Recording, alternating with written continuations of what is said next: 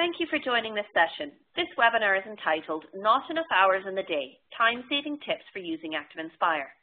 In this session, we aim to pass on our tried and tested time-saving tips when creating with ActivInspire. Everything that we know helps with teacher planning in the classroom. Today's presenter is Samantha Clues. On the screen now, you will see the areas that Sam is going to cover with you. As always with ActivInspire, we will also be showing you extra tips and tricks as we provide examples for the classroom. Okay, Sam, please get us started today. Thanks, Janice. For many teachers, managing the work-life balance is not an easy feat. As we all know, a teacher's contracted hours tend to be at the bottom of actual working hours in any given week. And planning in preparation is just one of the things that lots of teachers end up doing in their own time. Now, while we can't take away that planning, what I'm aiming to do today is share a little insider knowledge of the workings of ActivInspire to help you cut some of that time away. This session, therefore, is focused on skills as opposed to pedagogy. However, each of the examples have been given a context. So the first tip I'm going to show you is align. And you'll notice that the page that we're currently looking at has all its bullet points matched up perfectly for you, even though they are individual text boxes. Now, this helps the students to see the work and present the content in a really neat way. Now, we've previously run a webinar entitled Deadly Design. So I'm not going to spend all my time looking at how to group things together. However, what I am going to show you is the impact that it can have on your students. Here you can see that I've placed 4 pieces of information about Align on the page, but they're separate objects, not a single text box. So each moves individually. What I want to be able to do is very simply align them all up correctly. To do that, I can select all 4 text boxes by dragging my cursor over the 4. I then see the marquee handles and go to my menu. And there's an option for Align. There are several options to Align of how you might want to align the particular objects you have on your page. In this instance, I'm going to use Align Left. So you can see that everything has instantly moved to the left, so I create that nice look and feel. While I've still got them selected, I'm also able to move the 4th piece of text around the page as one. But unfortunately, when I click off them, they revert back to their individual status. What I'd like to do is move them all as one. So again, I can select them all. And another useful tip is grouping. Now, groups is the 5th option of your Object Edit menu. And once I've selected it, the option turns red, you can see here. This now means I've told the software to stick all of those text boxes together so that they move as one object. There you go, you can see how that works. So, the next tip is about making templates, and you may have noticed that over the past couple of pages, I've used a template that we created specifically for these webinars. That's this orange box with this double outline around the edge. Now, this is a purpose-built template, and many of the teachers we talk to actually ask us about creating their own templates, maybe using the school emblem, or a design of their own making with their particular class, or simply just writing paper. What I want you to do is show you how that's possible, because once created, you have instant access to it, saving those precious seconds. To create a template, the first thing that you need to do is select the resource folder you would like the template to be added to. So I need to visit my resource browser. I'm using the primary skin today, so my resource browser is located on my toolbar. If you're in the studio skin, it's located in your browsers on the left-hand side. I'm going to open up my resource browsers, and I need to decide where I want to place my templates. So I'm going to put them in Activities and Templates, and then Templates. I'm actually going to create a folder of my own. So I'm going to create a new folder and entitle it My Template, so I always know where they are. Hit OK there. So I can go back in and I can see that folder that I've just created. At the moment, there's nothing in there because I haven't selected anything, haven't created any templates so far. I've just created the folder. Once this folder is created, you can come out of here and very simply right-click on your page, add to resource library, and then add the page to the resource library. And you'll see it appear at the bottom in that particular folder. So let's go check that we can find it again. If I go into my templates and I go into General, which are the ones provided for you, you'll find all the templates that Promethean provide. But if I go into My Templates, here is the template that I've just created. Okay, so far I've talked about aligning objects, grouping, creating your own templates and folders. But I want to speak a bit more about editing the resource browser to suit your own needs. It's a really handy little trick and can save you time while searching for resources or authoring lessons in the future, especially if you teach a subject or topic that requires local pictures, up-to-date imagery or personalised input. Here I've prepared a page with some of my own personal images of myself and my husband doing our favourite things. So here we are doing some activities on our holiday, and this is my husband doing his favourite thing, which is sitting on our couch. What I'm going to do is I'm going to add them to the resource browser for future use. I need to be able to find them quickly, so to do that I'm going to place them in their own folder where I can find them again. I have placed the instructions on screen here for you, but I am going to do this with you now. So again, we need to go into our resources and decide where we would like our pictures to be. I'm going to go into my subjects this time, and I'm going to create another folder, as I did before, called My Images. Create new folder, My Images. The folder can be named anything you want, and you can break it down by class or topic. But once you've created that folder, you just need to select it here, and you'll notice that there's nothing down here. Just as we did with the first creating a template, this time, instead of selecting the pictures, we just need to drag them down onto the resource folder, and they will instantly appear in that particular folder that we've just created. It's also possible to create a background of your choice. And I'm going to use this particular image here to show you. I'm going to create my own background using this image. I'm going to first of all resize the image.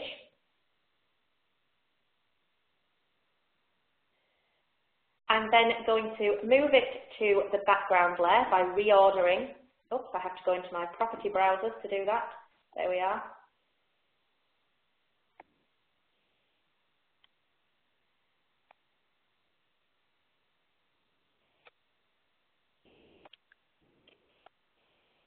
And I'm going to click Add to Resource Library and then Add Background to Resource Library.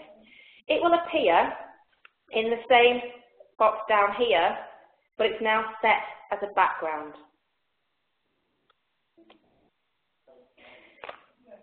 Okay, I'm going to move on to resources for a little bit and look at that grouping tool I discussed earlier. As I said, grouping helps you select two or more objects together and move them as one. It's a little like scanning lots of images onto one page, but the best bit about it is that we can undo it at any point, so we can have the separate images again. On this page, I've grouped an image of the bottle with a sound so that my class can discuss pitch. Now, I might have already had these bottles set up in the classroom so students can get the sounds themselves, but in this instance, I've used the sound recorder, so I've pre-recorded those particular sounds. Once I've clicked on a sound, you can hear the particular noise that the bottle makes as the amount of liquid in it changes. What I'm asking my class to do is to move the bottle from the lowest pitch to the highest pitch. So I need the sound to travel with the bottle. So you can see here that I've grouped them together because it's red, means that the sound and the bottle move as one. So as my class are doing the activity, I don't get confused. An important thing to think about when you are grouping things, especially if you're using links or sounds like I have here, is that we need to have access to that link or that sound, hence the fact that it's sat on the top. If the sound had been underneath, I wouldn't be selecting it, I'd be selecting the bottle itself. So another just helpful hint there for you. Now grouping works on a variety of things. And here I have a toy box where I've grouped images with labels, in this case the price of a particular toy. And it's not just a label that I can create with grouping, there are different ways that I could do this. Here I've used a tooltip. Now, why would I use a tooltip and not a label? Well, you can see that when I'm not hovering over the particular object, that I can't see the label or the tip. And that's really important if you're wanting to provide scaffolding for your students. And I want to show you how to add tooltips to things. Firstly, you actually select the object that you would like the tip to go on. Go to your property browser, and under the section that says caption, or label, sorry, here, you can see that I have written a caption. Now, I'm working in euros because I'm based in Dublin, so I'm going to change that pence to cents, 80 cents.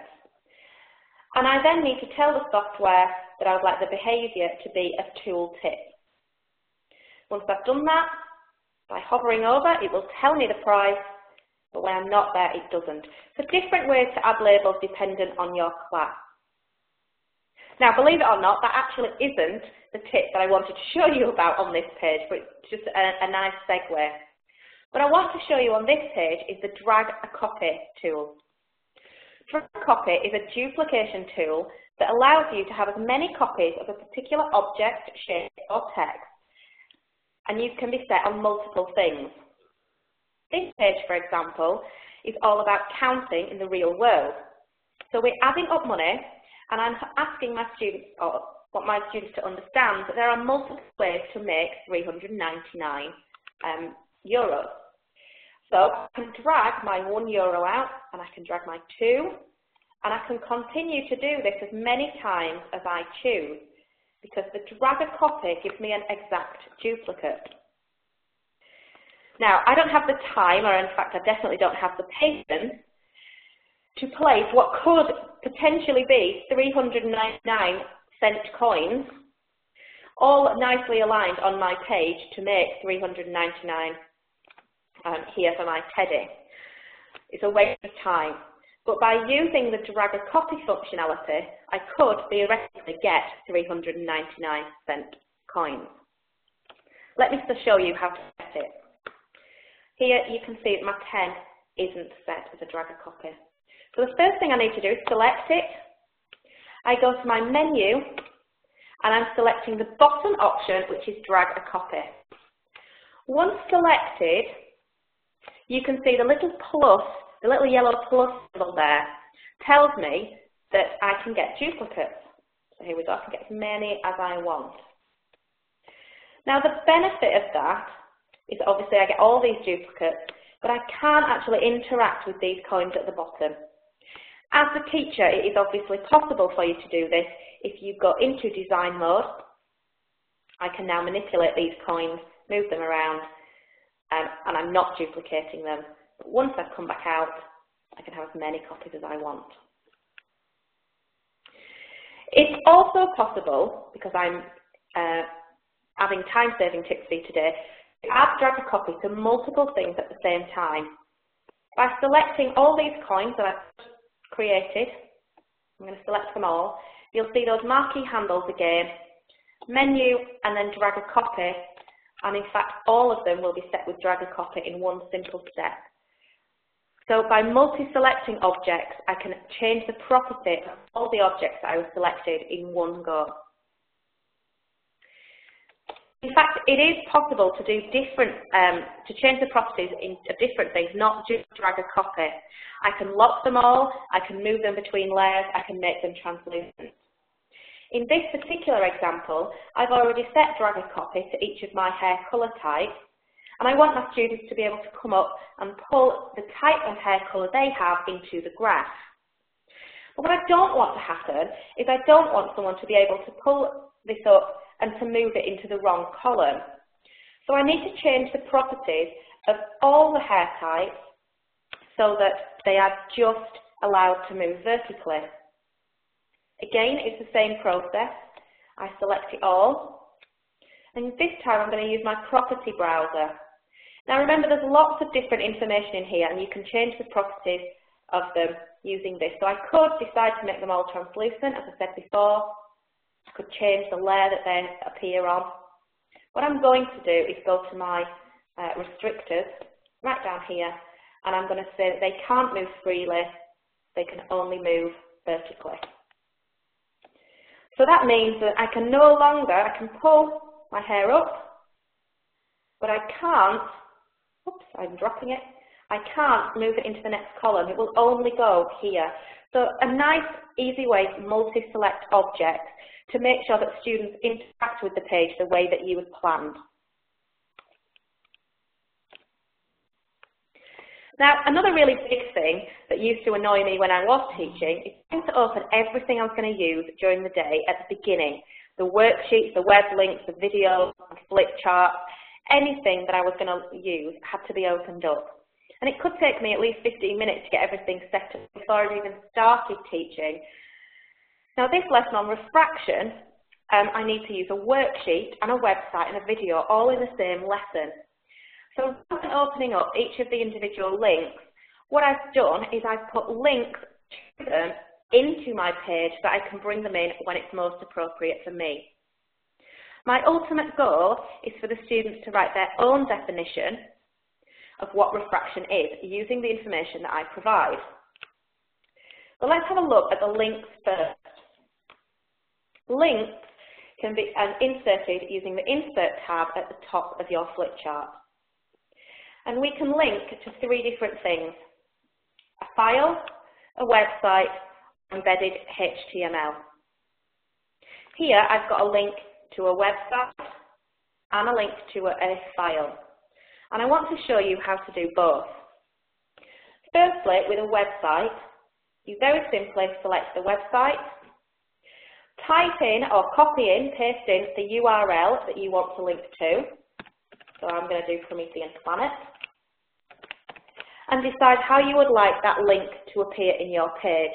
As text, the image icon, which is the one I'm going to use, as an action object or on an object already.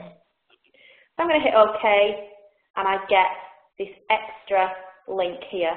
I know that link is live because I can see the play button that's visible. Now, if in my lesson, I could click on that and it would take me out to Promethean Planet and off I would go looking at what refraction is. But we've spent a whole webinar session previously looking at links, so I'm going to refer you back to those, and I'm going to continue looking at my Insert to File. Now I've put this on a separate page because there are a few areas that I want to share with you. First of all, if you want to insert a file, it's the same process: insert, link, and then file. But you'll get this pop up this time.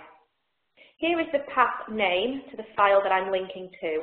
Please do make sure that the file you want to link to is on the laptop PC that you are using or on an external drive such as a USB drive. You can use the ... functionality to go out and find that particular file that you want to link to. Once you've found that file, you again need to decide how to put it onto the page. I've highlighted existing objects because many teachers tell me they want to actually put the link on an object they already have on the page. And again, the ... will help you find all the things that you have on the page and the right object to link to. The tip, however, with linking is to store the file in the flip chart. This can actually save you hours of time because if you go and share that flip chart, which I hope all of you are doing, via Promethean Planet or just with your colleagues, If the link and the file aren't stored together in the flip chart, then the link will break. So if you're using a lesson and you're writing it at home, please do store the file in the flip chart, because when you get to school on a different computer, it won't be there if you don't. So just a bit of a tip there. Finally, I also embedded HTML. So I embedded a video from YouTube using the same link.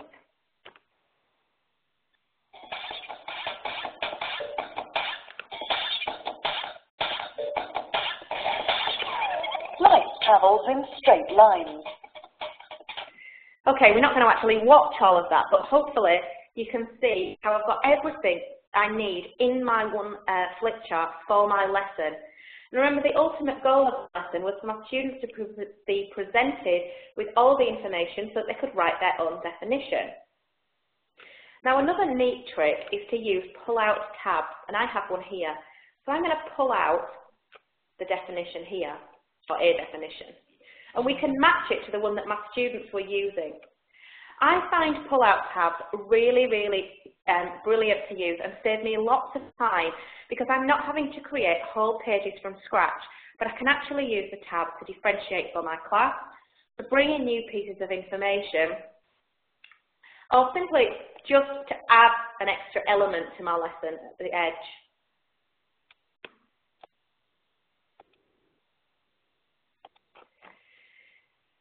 My next tip is about using the container feature, and in this case a sticky note to collate ideas and being able to break them down with your class without all the pre-planning and guesswork necessary to think what your class might actually tell you.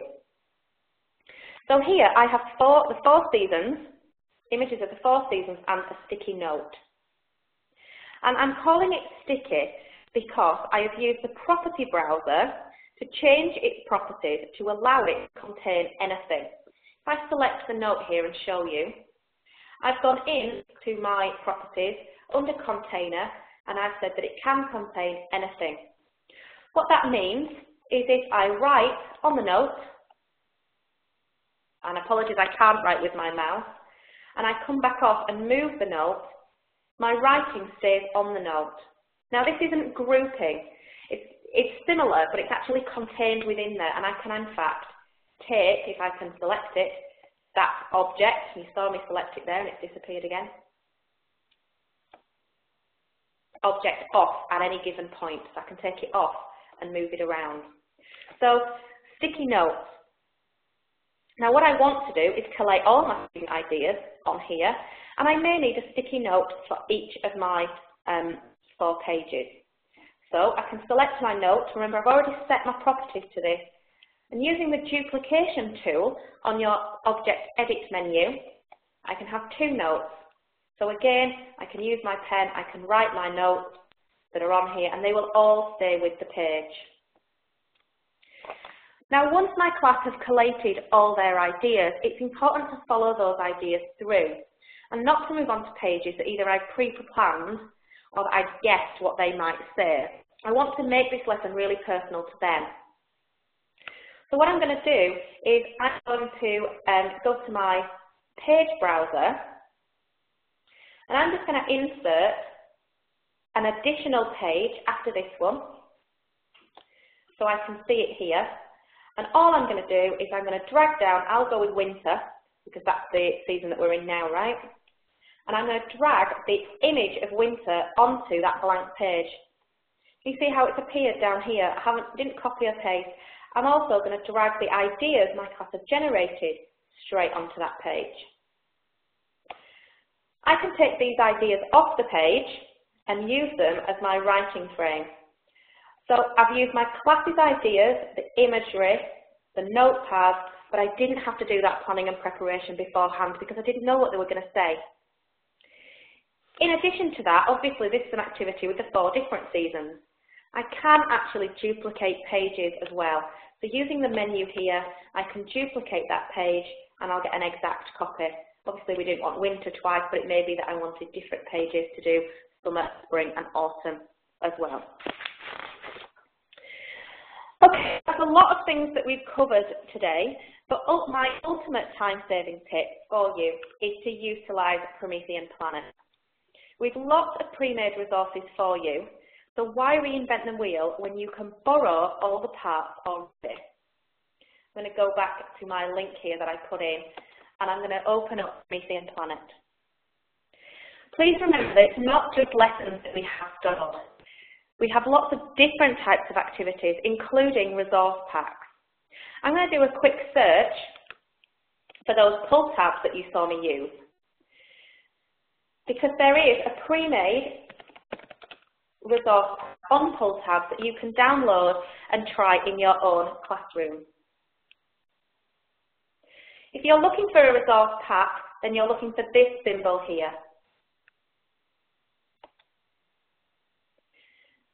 Okay guys, I hope you found that really useful, and I'm going to pass you back to Janice now so she can take you through the next step. Thank you, Sam. That was really good. Just to sum up, once again, we've shown you lots of fantastic things that can be done with the ActivInspire software. Remember that there are lots of support in various formats that can be found on Promethean Planet. We have forums in our user community with teachers sharing their ideas with each other, and also support for users from other users out there.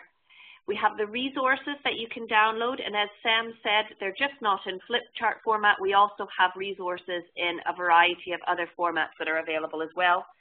And please do check out the professional development areas on Planet, as there are a lot of really useful information for using ActivInspire in them. The help files that can be accessed through your ActivInspire software are another great place to go to look to find out how to do things. Now, this side of the academic year, we have just 2 more sessions that we're running, and then we will soon be putting out our titles that will be running for the second half of the academic year. If you haven't already registered for our final 2 sessions of 2013, you can do so at the link at the bottom of this page, or by clicking on the playlist on our YouTube channel, and we have that link in the description on there. If you have any questions following this session or any ideas for future sessions, please contact us at the addresses displayed on screen. Now, Promethean UK and Ireland also have a brand new dedicated Twitter handle. So if you are on Twitter, we would love to have some more followers, and in turn, we would like to follow you to see what you're up to in your classrooms as well. All the titles in this series of webinars were created in collaboration with Babcock Education and reflect requests identified by teachers. Thank you for watching.